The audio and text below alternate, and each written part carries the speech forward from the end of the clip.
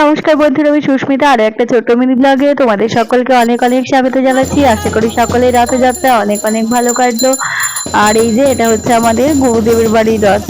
তো সবাই মিলে টানছে, তো সেটাই হচ্ছে ওখান থেকে ভিডিওটা পাঠিয়েছিল, তাই তোমাদের সাথে শেয়ার করলাম। আর এটা হচ্ছে আমার বাড়িতে সকালবেলাতে জগন্নাথ দেবকে খিচুড়ি পাঁপড় ভাজা দেওয়া হয়েছিল, তো সেটার সাথে দই মিষ্টি ছিল, সেটার ভিডিওতে নেই, যাই হোক। আর দুপুরবেলাতেও বেশ কিছু আয়োজন করেছিলাম। জগন্নাথ দেবকে তো 56 ভোগ নিবেদন করা হয়, কিন্তু আমাদের পক্ষে তা 56 ভোগ করা সম্ভব হয়নি, তো যেটুকুনি পেরেছিলাম সেটুকুনি আয়োজন করেছিলাম।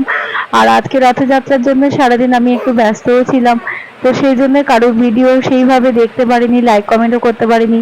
তবুও যে তোমরা আমার সাথে থেকেছো, আমার ভিডিও দেখেছো, লাইক কমেন্ট করেছো, এর জন্য তোমাদেরকে অনেক অনেক অসংখ্য ধন্যবাদ।